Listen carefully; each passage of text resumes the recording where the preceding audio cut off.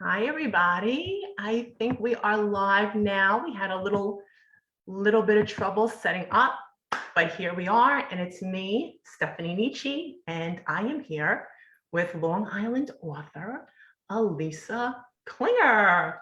Hello, Hi, everyone. hi, Hi, thanks, Alisa. Stephanie, for having me. Oh, thanks so much for I'm very joining. excited. How's it going today? Going well. It's a beautiful day here in Long Island. I love that autumn weather, the crisp, wind and the breeze from the Atlantic. It's wonderful. You can't get any better than autumn in Long Island. Me too. I totally agree. Fall, autumn, whatever we call it, it is my favorite month. Is it your favorite month too, or no? I find it, it's that and summer are my favorite seasons. I love summer, and I love, because I love that freedom feeling and the water. And, as a child, you always love that summer, and as an adult, it kind of weans, and then you go to autumn. Kids usually don't like autumn because you're back at school. So I never really liked autumn when I was a child, but I do like it now. I do remember in school when fall was approaching or autumn was approaching, we had to look for leaves. And it's funny because that we talk about school, because give us a little bit of history about you for those that are watching or will be watching that don't know. I was a school teacher first, and then I went on to teaching the talented and gifted in the New York City school systems, where I taught teachers, faculty, and students not only how to teach the gifted and to facilitate the gifted learner, but also implemented curriculum, and did a lot of writing workshops.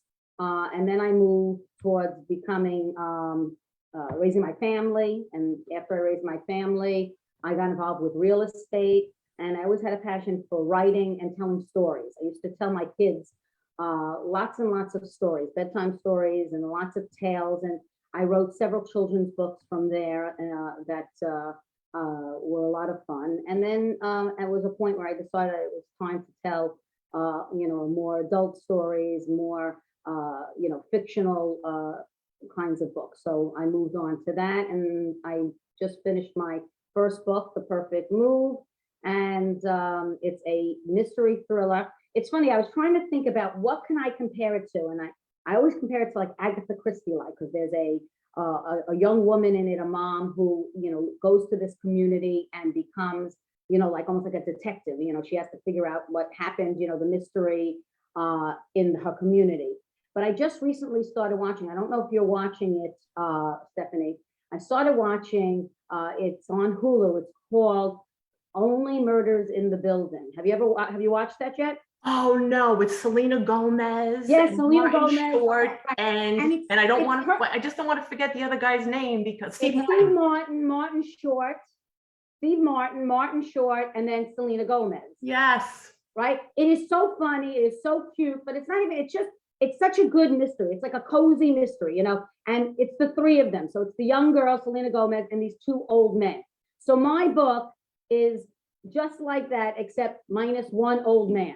So it's this young woman, and she gets involved with her neighbor, who's this old, lovely man who a lot of the readers find to love, and they team up together, and they're solving a mystery in their community. And it's just like that, in a murder, only murders in the building. And in this case, it's only the murder in this exclusive gated community. And instead of it being New York, it's on Long Island. So I think I captured, if anyone was interested in knowing the kind of book it is, it's just like, that kind of a feel of that kind of read, a fun, every chapter leads to the next, clue in the mystery.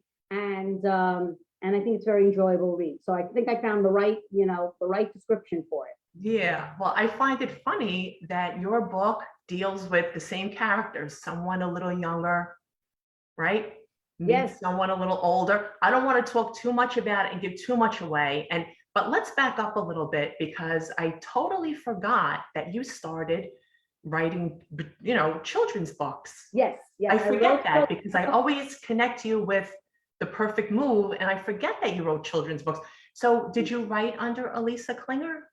I wrote under Alisa Klinger, and then also I also wrote with my children, and they were authors and illustrators of the books as well. So some of the books, one was called Cicada from Granada, and it was about the love of reading. And so they wrote a story and they created it in a rhyming form about the cicada from Granada who lost his Hakuna Matata and wanted to find it.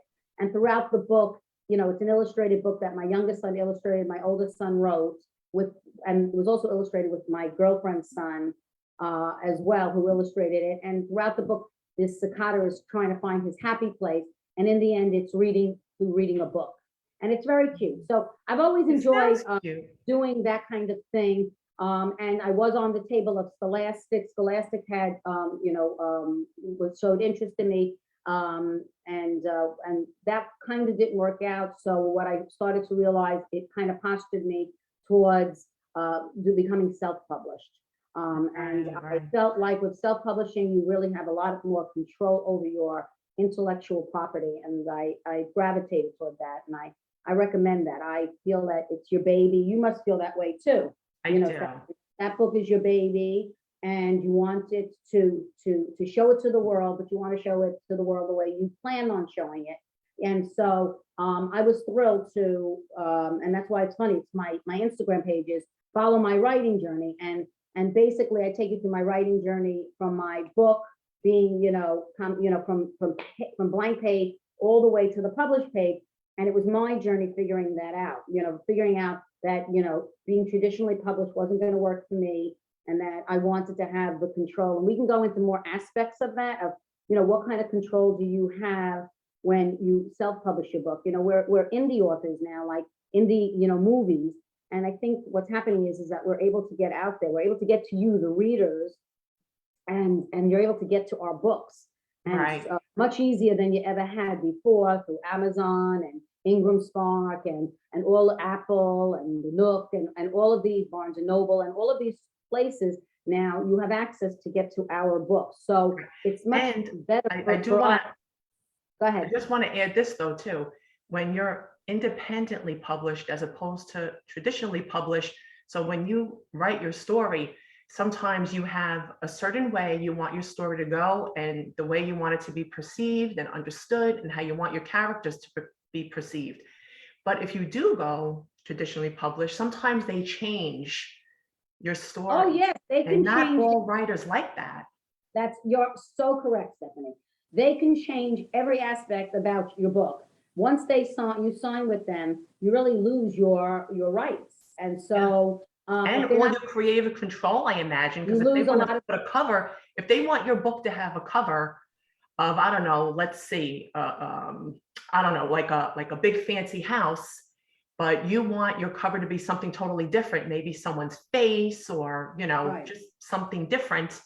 Yeah. I don't think you have much of a say if you No, go and I think it traditional. depends on the relationship you have with I don't want to say all traditional, publishing companies, may not work with you. Maybe there are some, and maybe it's the relationship you have with that.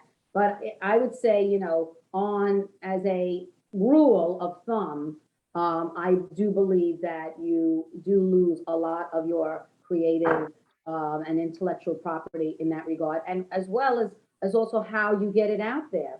I mean, especially as a first-time author, who is trying to get a following, trying to get a readership. The publishing houses, how much money are they going to spend on you? Because are they going to get that in return? So how much of your book is going to be printed? Because they also print it, and so it's a whole different ballgame. Again, as I said, I was very pleased to be able to have the ability now with this whole ability for indie authors to get their book out to the readers. And get to talk with the readers and get to see their reaction. And I just enjoy it so much. So that to me, I'm thrilled with the way that I decided to go with it. And And the when whole you're lot of- self-published, it really is a 24-hour, 7-day-a-week endeavor. You Yeah, and have I to think keep so. Yeah, but I you have have to to say, keep I up think with it. But you a have to lot keep of up. go ahead, Yeah, what I'm interrupting. I'm sorry. No, that's okay. Go ahead. I think that I find that even with traditionally published, we're on, and we met each other on Instagram, and I'm on Instagram, and there are traditional publishers, published authors they're on their 5th book, their 9th book. I mean, Harlan Coben is on, and he has to also, he does a lot of book talks, and he has to get onto the internet. And I think that it's for even the ones that are older and more established, James Patterson, you see them, they're on. Yeah. They have to meet, because guess where we are, the readers, guess where we are? We're on Instagram, we're Bookstagrammers all the way, on Facebook as well. And, you know, if you want us to see your book and get to know it, I mean, they have these things called book tours. And a lot of the Instagrammers get the book for free. It's called an ARC, and they get to read it. And then it's their responsibility to post it on publishing day. It's their responsibility to review it. So it's interesting. It's like that now, these traditional, you know, companies, you know, publishing houses, they're trying to get into the Instagram, because they realize this is where your readers are. Yes, they are in Yes. Barnes and Noble stores. They are in, you know, the New York Times bestseller list. I'm sure people are looking there as well. But I know I can't tell you how many books I started reading because I'm part of book clubs in Instagram. I mean, I read books that I never would have read before, that I It's love, that I amazing. never It's would have such- tapped into genres. It's So- such great exposure. Yeah, yeah, yeah. It's just an amazing thing what technology has afforded us, and I'm jumping on it, and I'm pleased with it. And so Yeah. you know, I think it's great. So I think that if you decide that you want to go the independent way, the indie way, I think there's a lot of opportunities. I think it keeps your creative juices flowing, and I think that you know, you get to hold on to what's, you know, rightfully yours. But if you want to do traditionally and try your hand in that, you know, there's nothing wrong with that. Just Yeah. there's some pitfalls to it that you should know about ahead of time. That's all. Yeah. I think there's pitfalls and everything. So I guess whatever you're more comfortable with. I've also read that a lot of authors that are traditionally published are also self self-publishing, Oh, because you yes. get, you know, you keep more of your royalties that way. Oh, exactly. And I think It's a lot more of work. people have decided they want to try something different, like a different genre that may not be the genre we know them about. So they can do a different, it's so many things you can do. The possibilities are endless. So, right, so you can write under a different name. You don't have to, you know, bother your publisher. You're probably rather not, and you can see what happens with it. You are correct. I have seen where they're both ways. Yeah, it's amazing. And sometimes with traditionally published authors, their team or their people do not want to go with maybe the book or the genre. Like you said, they want to change genres. They don't want to go with that book that the author feels pretty strongly about, but they took the time to write. So maybe also too with that, they branch off and they say, you know what, I'm going to self-publish this. I'm going to use a different name. But writing is just when you do it, it's so fun. It's so fascinating. It's amazing. You learn so many things, and it's like a process that you never learn, you know, like you keep on, there's no limits to what you learn, especially in a business sometimes that is constantly changing with certain things. Yes, but it's funny because that's why a lot of times you feel like, oh, I wish I knew that with my first book, or I wish I knew that beforehand. Yes. The thing is, it's a learning process. You weren't ready to know that, so you couldn't know that before. And so it's just like you said, you just continue growing and enjoying Yes. and getting better and better. And that's, you know, that's why I look forward to reading, you know, even your second. I know you're working on your third book, because I love the first one. And so I can only imagine what the second and the third one is going to be like. It can only be even better. So well, the second one I feel is a good connection to the first book, because it is a follow-up. But if someone for some reason didn't read the first book and picked up the second book, I think they can, you know, get an idea. Like, in other words, you don't have to read the first book to read the second book, but it's always a good idea, if there is a first book, to read that one. I agree. I agree. I think it's I think it's good to be right. It could be a series, but if you could, your book could be picked up in the second book without a problem knowing about the first. That's great. And then if you read the second book and you like it, you can pick up the first, because then it would be like a prequel, I guess. Like the Tora, who's the main character, her before story, right? Right. So now tell me again, because I think you did say it when we first started chatting this morning, what prompted the transition from children's books to your adult book? I had a story in mind. You know what they always say, if you have a story to tell that hasn't been told, tell it. And there was always this thing that bugged me. I had lived in a community where a situation happened, and it was always very mysterious. Somebody had passed away and we never knew why. And my writing mind just kept going and going. And I always kept on going back to it. And I would add to the story, oh, maybe this happened and maybe that happened.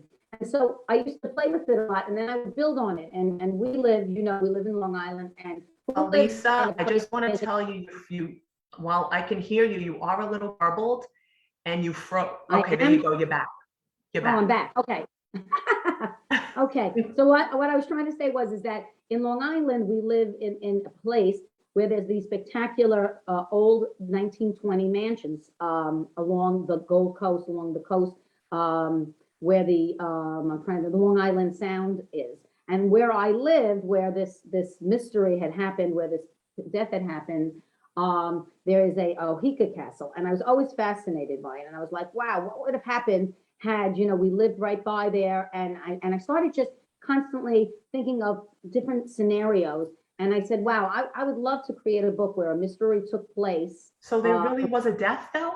There was really a death? Yeah, there was someone passed away, yeah, in the community. We just never knew why. And no Oh, one see, ever that's told us something I why. did not know. I didn't know Yeah, that. yeah. Okay. We never knew. And so it was always very like, oh my goodness, and it just, and there's something that happens close by, you always, start thinking, just like in this, when you watch the, other Only Murders in the Building, somebody dies and they think it was a suicide in the building. It's called the Arconia. It's in Manhattan. There's really no houses, so it's an apartment building. And the two, Steve Martin and Martin Short decide it's suspicious. They get suspicious about it, and they start, investigating. And then, of course, they say it was Selena Gomez. And it was the same thing with me with this one. But I really didn't investigate much. I had my little one was just born. I think he was only about 2 months old, and so I was wrapped in that. But it always stuck with me. So it was like, if I could have done it then I would have done it, But since I couldn't do it in real life, I did it in fiction. Like, what could have happened to this person? And so that's basically how it went. And then I always dabbled with it. But then, of course, life happens. And as all of you writers realize that, right? You have a beautiful manuscript on your desk that you want to finish, but, you have work and you have your children and you have your parents and you have a lot of things you just want to, you have to take care of. And so it was always on the back burner, but always in my mind, And so with COVID, I was really able to, we were at home and I was able to really fine tune it and tweak it and finally get it to the end. And so I was able to get it done. And that was my journey. And then the other journey started with, well, now that I want to get it out there, how am I going to do it? And then that was my next journey, getting it. Let me just ask you this though. Did you start writing the book prior to COVID? Oh, yeah.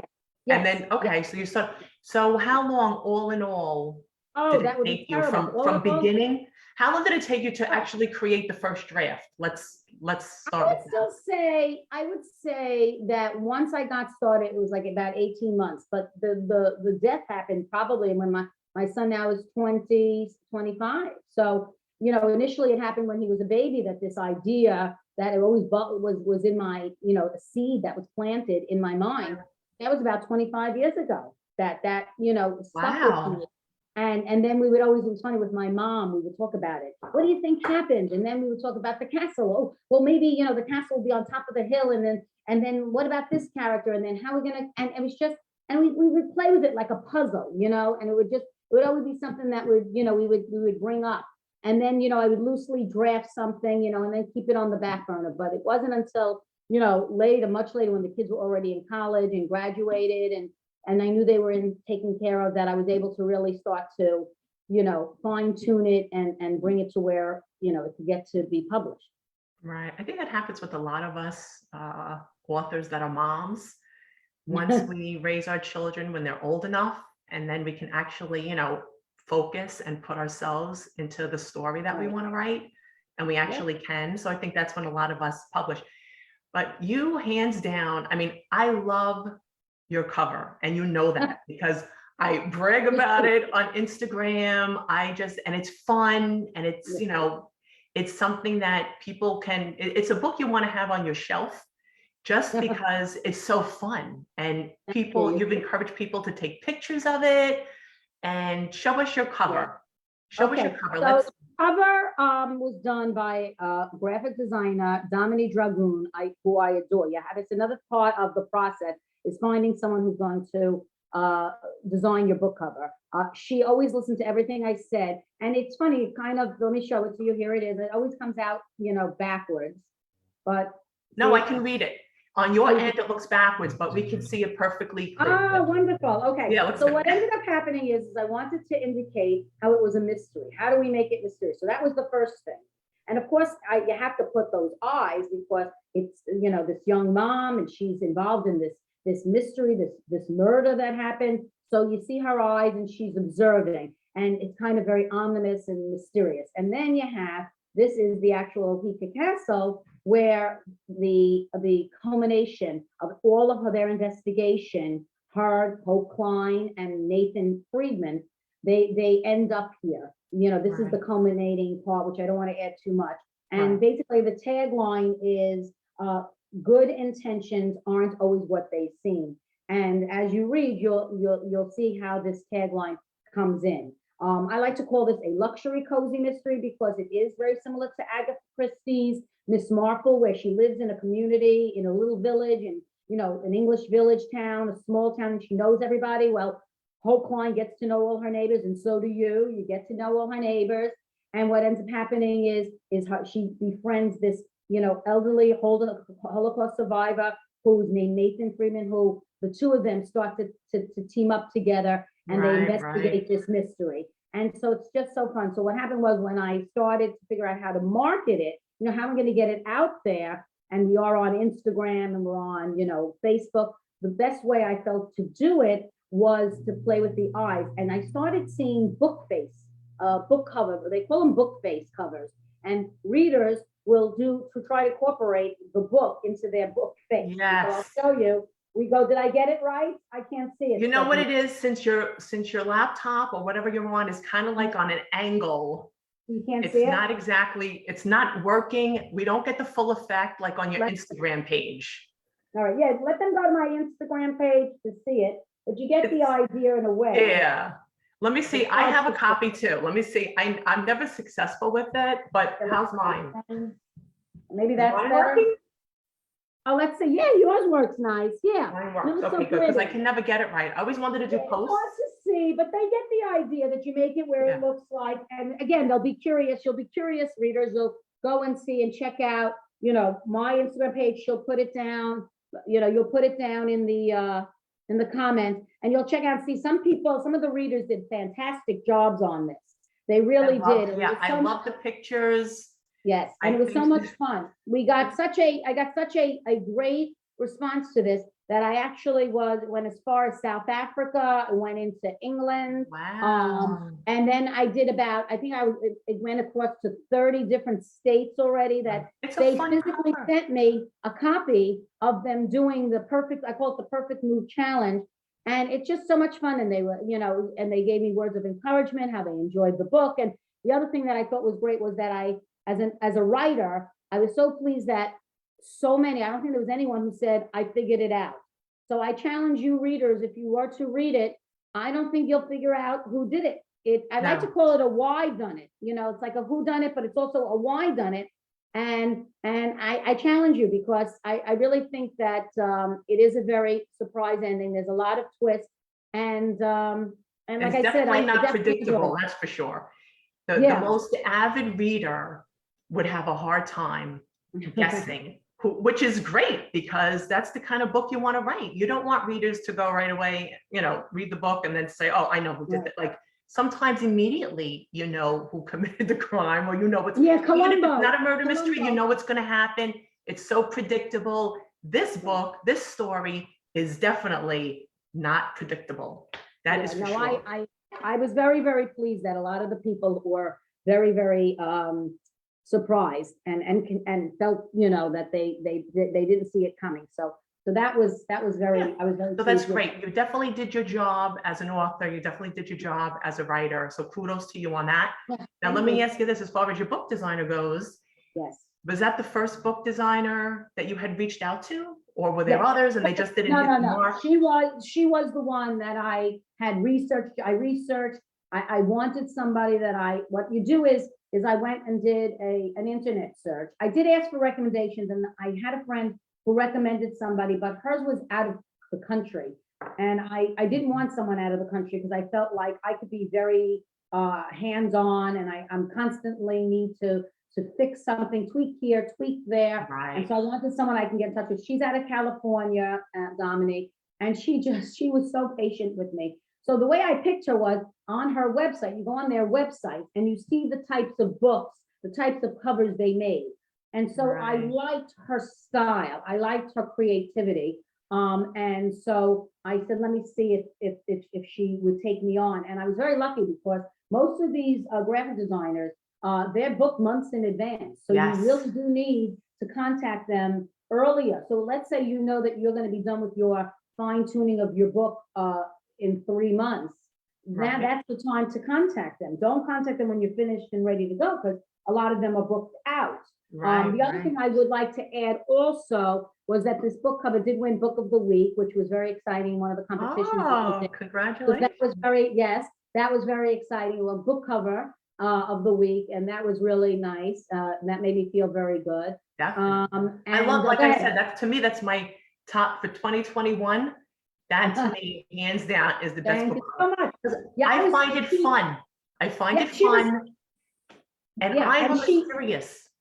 Yeah, she was terrific. And if you look here, this is one of the bookmarks we made. I don't know if you can see it. Now, You hold see it a the little young- closer. Hold it a little closer. Can you see a little bit? Yeah. I don't- Okay. You Yep. see the lady running? That was one of the other covers we were thinking about. We were thinking of having the lady running Oh, wow. on the cover. So I like that one very much. The Yeah. one I put was the one that won, but I decided I put that as the book cover, and then on the back, I have the eyes, and again, Oh my Wow. God, I see. I love that. That And is what I so love- fun. So even the Was that- bookmark is fun.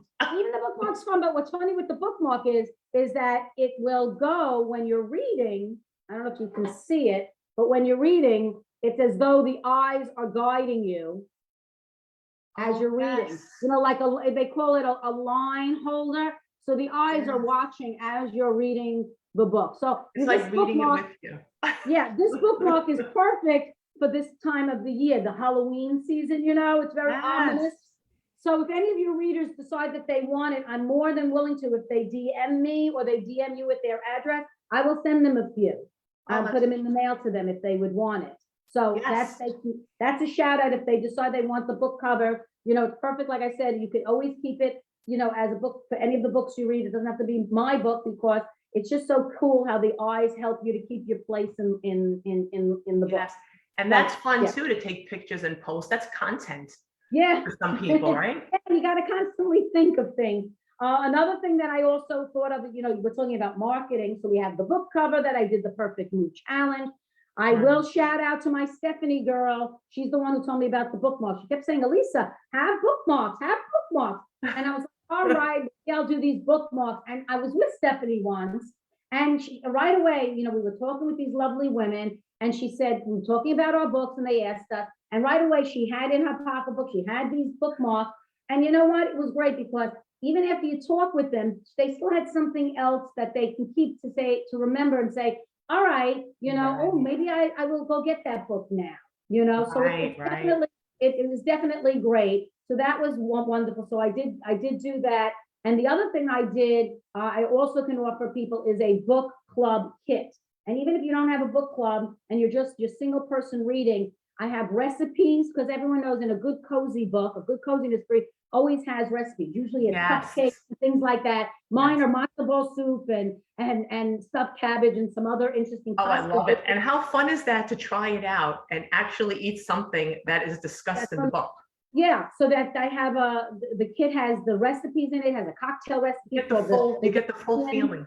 Yeah. And yeah, so it's perfect for this warm time, this cozy time of year. And then it has, of course, discussion questions. And then because this book is jam packed with a lot of factual information with sports and the castle and Huntington's disease and Holocaust.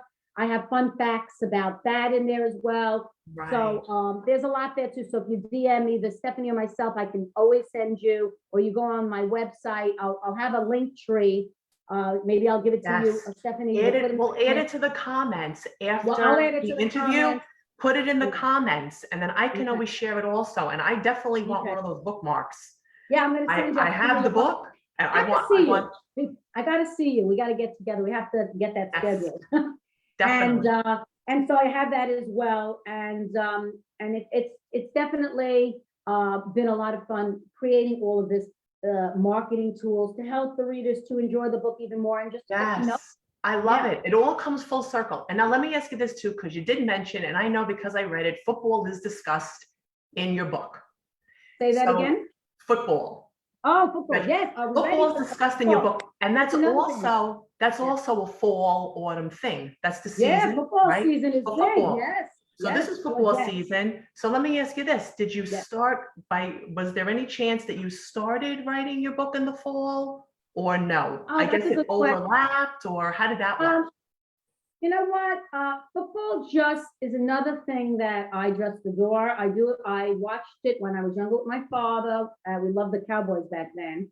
And then I watched it growing up with my younger son. He just loves it. My husband likes it. And so, I mean, we're struggling Jet fans now because we like the Jets there. But I still love my Packers. And now that we moved to Florida, I love my Tampa Bay Buccaneers. You know, you got that Tom Brady. So I'm enjoying it, and I felt like it was something that I helped me with what I wanted to get across in the book. It was, again, there was a theme I was putting in the book in regards as a medical theme that runs through as well. And with the football, it worked in explaining something, and so that was something that I included. Also, this was funny, part of the charm of the book, and I think you had mentioned it too, that was interesting, was I don't use the names of the football teams. I don't like to use the real names. So I changed the names, and I kind of did like, so instead of it being the Miami Dolphins, you got the Miami Manatees. And I think I told you this happened to me. I wanted to do the Pittsburgh team, and it's the Pittsburgh Steelers. And so when I wrote the book, this is funny, I wrote down the Pittsburgh Robbers. And my son read the draft, and he says, "Mommy, why are you calling them robbers?" I go, "Because I want to make, call it like the Pittsburgh Steelers." And he goes, "No, because it's steel miners." So I go, "Oh my God, I felt terrible. Like, how silly am I?" So I ended up changing it to the Pittsburgh coal miners, so it's just so funny, like these innocent things. But read the book, because it's funny, because you get to try to figure out, like, who am I talking about? It's the New York Titans. So obviously you'll know the Titans were, the Jets back one in the day. But it is fun to read it and see, like, oh, what did she call this team? What did she call that team? So, I try to add a little humor, a little fun to it as well. And I do have some serious topics, also, because I want some learning to be done. I always feel that if you're going to spend time reading a book, anybody's book, that you should learn something from it as well. You should enjoy and get pleasure out of it, but you should also have something to take with you. And so, especially when you go to your little cocktail party. So I have a lot of fun tidbits in there that, like I call a cocktail conversation, Right. I like that. Yeah. So that's something I did as well. Yeah. I like all of the things that you just mentioned. That's more creativity. There's so much more to writing a book than just writing it. There's other things that you interject, that you throw in there. And the fact that you want someone, the reader, to take something away with that, and that stays with them, that sticks with them, that's also very good, because you want people to remember your story. You want people to remember the book. And I think this is a perfect time of year also for people to read your book, since it is autumn, since it is, or as I call it, the fall, because with football and everything like that, so you really get a feel for it. And I love these book chats, because I think for readers to get to meet the author and hear what the author has to say about their story, their book, or their books, and the process when they wrote it, opens up a whole other world for them. And they can read it in such a totally different way. And you also sometimes get the voice of the author, because I feel like a lot of the main character, Hope, right? I feel like you put some, maybe not all of yourself, but you put some of yourself into Hope. So I think that's great, because when I read the book, and as I read the book, and then certain things, because we met, and then certain things, I heard, even though I read it, but I heard it in your voice, or you know what I mean? So it really turns the whole reading experience into something even funner, new and fun. Yeah, I think, and now could you say the same about yourself? Do you think that there's a little bit of you in your main character? I think Well, so, a little there's- bit. Yeah, there's definitely a little bit of me in my main Right. character. And you know what's so funny? One author that from social that I know from social media, she said, I write I write the way I talk. So I mean, I try to write real characters the way they really speak.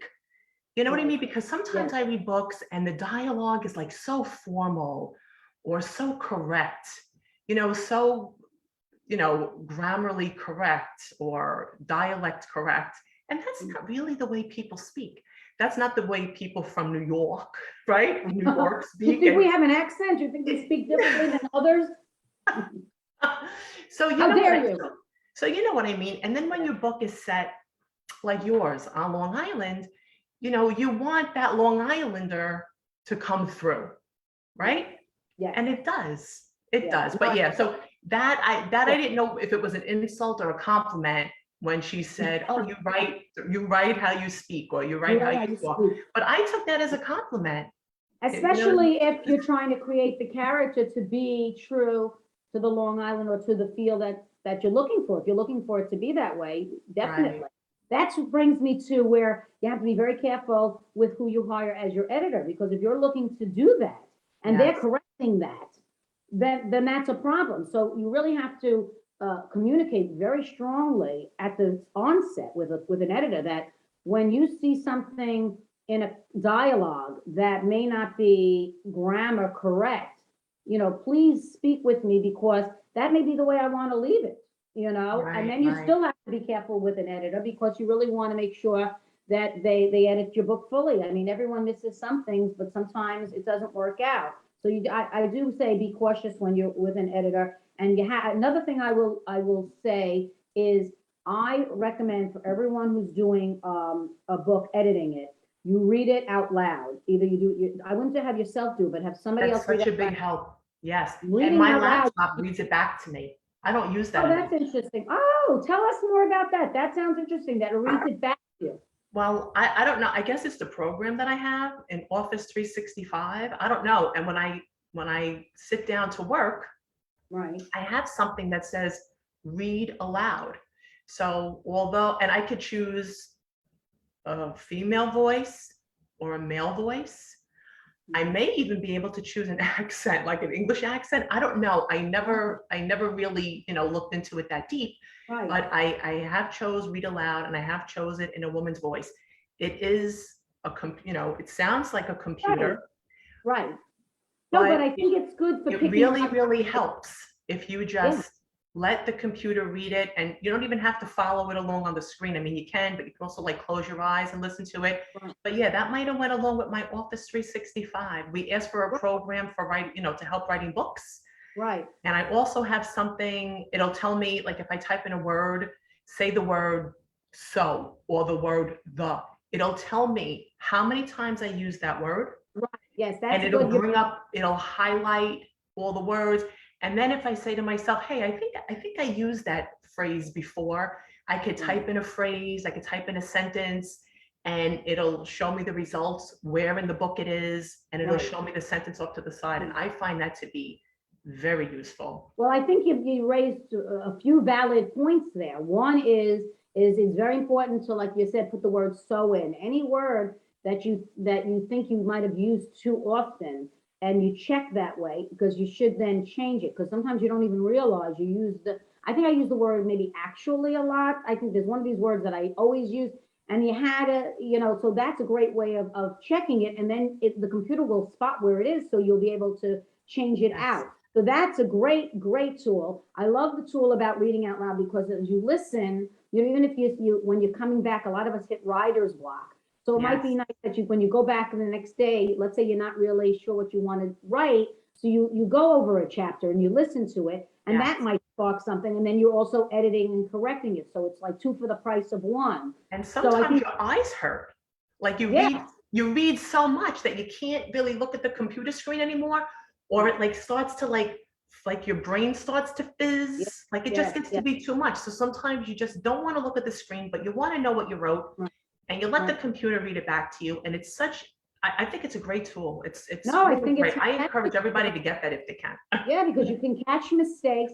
And like you said, sometimes you can't just look at the screen anymore. And sometimes just looking at it, you already see what you want to see. And so you may not even spot it, Yes, that's because happened to me many times. yeah, it's human nature. If you might not, you might miss the and because you think it's in there because it flows where it should say and, but it really Yes. isn't there. But when you're listening, you hear it. So I Yeah. think it's great. I And think that's a great advice. it's funny how your eyes can trick you, or your brain tricks you to read something that's Yeah, actually not there. yeah. It's telling you, you know, that that word belongs in there, like Elisa and And Linda, and you Nathan, think the word and is in there because your brain is reading it right, that way, right, but that word right, and is not in there, and it really says right. Elisa Linda instead of Yes. Elisa and Linda. Right. Oh, It's yeah. Oh, it's yeah. Oh, well, there was fascinating. one, and always have, I would definitely say, you can have family and friends read it, but it's definitely recommended by me, and I think you would agree, Stephanie, is to have, strangers read it, people that aren't Yes. vested in you, because then you can really, so they'll spot the holes, they'll spot things, and I think that sometimes they may be a little more apt to telling you what they feel is not working in the book. So I Yes. think you can definitely have family do it, but I think you also need to have some outsiders. And those are called arcs you would be creating, or you could just have beta readers where you don't even necessarily Yes. have to have it, set up yet. But I People definitely, that don't know you. And you know right, what the great thing about that is too, that if you're not in a rush, I mean, I was so anxious to get my 2 books out that I didn't send it off to, beta readers or ARC readers. I just wanted to get it out. But I recommend it if you have reliable and trustworthy people that are actually going to do the task that you're asking them to do, and they're not going to, because you also got to be careful with people stealing your work. You got to be right, careful. I mean, there's so many things you got to worry about, especially when you're an independent author. So you right, have to yeah. worry about that. But another bonus of getting beta readers or giving out advanced reader copies are reviews. If you Oh, can get a yeah, jump so much- start, I know we yeah. got so much to talk about and Yeah, we're so running out of time, but yeah, if you we're can running get a out of, jump but I will start, say this, if the readers or people who are watching, if you reach out to Stephanie and say, you know what, me and you are talking about things that they're really interested in, because there are topics we didn't get to, like you're saying, like getting reviews. Where do you put these reviews? Amazon, Goodreads, Redsy, yes, BookPub. There's so many other things like that we can share with you. We only have the hour right now, but if you feel that anyone feels that they want us to continue, let us know, and what area you want, we can focus on it, because yes. you're right. You tapped into now reviews, and go ahead. What were you going to say about that? Because you're right. That's the next thing that you need also to help your book. Reviews are Sure. one of the hardest things to get, and it's what all of us writers want. So the best thing for that is when you do send out advanced reader copies, or you do have beta readers, hopefully you can count on them to write reviews before your book is even released. You know what I mean? Or you get Yeah, like but then that you get a gets jump start on yes. those No, reviews. because you're right in the sense that you have them that they can write it, but like if you're going to be on Amazon, Amazon won't let you put these reviews on until the book is out. So Yes, so for Amazon, that that's won't work for technically Amazon, difficult. but That's why we Amazon got already has like some restrictions also, like you have to right, spend a certain amount of money and you can't be on have right, the same IP address. So they right. have a lot of There's restrictions, but right. That's another thing. there's plenty But of other places as an to leave indie, reviews. yeah, So I really well, encourage people to do that. If you have a beta reader or ARC readers, ask them to write up a review of your book, because yeah. that's a great way to start. And I have so much, I mean, we're running out of time, but there's even so much we could talk about editing, how not every editor is for every person. I usually mention this every time I have a book chat with somebody. You really got to send out those samples. You and I discussed it too. You have to send out samples, and because not everybody, somebody could be this wonderful, wonderful editor, but they may not be the right editor for you for some reason. And when you're a writer, we all have a personality, and it comes out in our stories a lot of times too. but not all personalities mesh and not all people can work together and not everyone is going to have your vision when it comes to your work. And it's not an insult to anyone, but not the shoe does not always fit. It's Right. not a one size fits all situation. And some editors take liberties of changing your entire work, because that happened to me with the sample I sent out. Somebody Wow. just changed, like, it was like they rewrote the 10 pages that I sent them. And I'm like, I'm not looking for a rewrite. You're not I'm in for a looking ghost for line. an editor. So I think they got that confused. And some people say they're editors and they're really not. So writer beware. That's No, there is. something else that Exactly. you have to beware. But we are running out of time. So let us know where we can find. I know you're going to share your links, but let us Yeah. know where we can find you and where we can grab copies of your book. Yes, all right, so basically, copies of my book are available on Amazon, on noble.com, on Apple, on mostly any of your social media or internet marketplaces.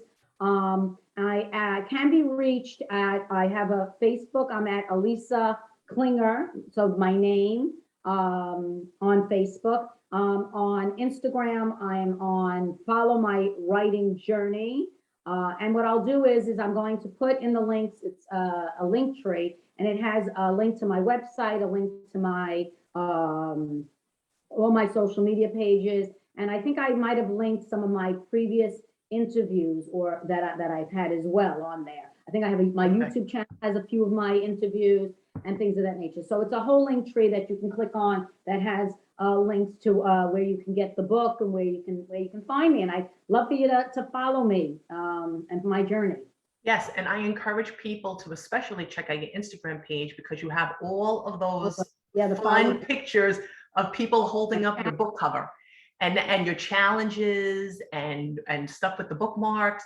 So really, that's, I want to thank and you the for dogs. having Oh me. my God, and the dogs. What a fun, you have a really fun page. So an Thank you so interactive much. page. So My I really girls, hope my people hop girls. on just to check it out and give you a follow. Yeah, I just put the girls up today. I wrote a thing about being positive, and they're wearing their positive vibes. They're adorable. My sweet girls. Yeah, the Boston Terriers. Let's see. We'll leave on that note. Let's see if I have a picture of my girls. Okay, let's see. Here they are. Let's see. Can you see them? My baby. There they are. Yes. Oh my God. See, guys, look, all of you Ophelia and dog lovers, Rosie. you don't They're want to miss sweet. that. Elisa has some beautiful and funny posts Yeah, with we did her some girls up there. captions. They're caption challenge to help you with your writing. Yes, We did yes. some And they're caption fun. challenge. And they're So, fun. you come up I know with a I cap- participated in a couple. I don't think any of mine, well, I think I only participated in 2, but none of mine were picked. But that's okay. That makes me work harder.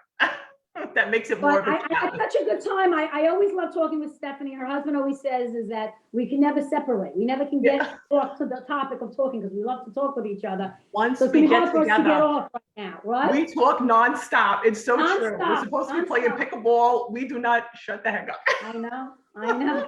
But it's Thank God great. our husbands like to play, so we I'm can so, just yes, talk. and I'm so glad we got to talk today because we Yes, haven't thank you for talked having in a while. It feels like forever, but I'm so glad we talked today. Thank you so much for joining me today. I want you to enjoy the rest of your day, and everybody, I want you to check out Elisa Klinger, check out her post, check out her book. Believe me, you will not be disappointed. And I check mean, what a out wonderful Stephanie's too. personality. So you can tell just from this book chat right here, you really want to follow Elisa. She's great, and she's just so fun and engaging and entertaining. Elisa, you have a great rest of your day. Save me a Bye, bookmark. everyone. All right, Save thanks me for a having me. bookmark. All right, bye, everybody. Thanks for Yes, I tuning gotta in. send you a bookmark. Yes, save me a bookmark. All right, bye, guys. Bye, Elisa. Bye-bye.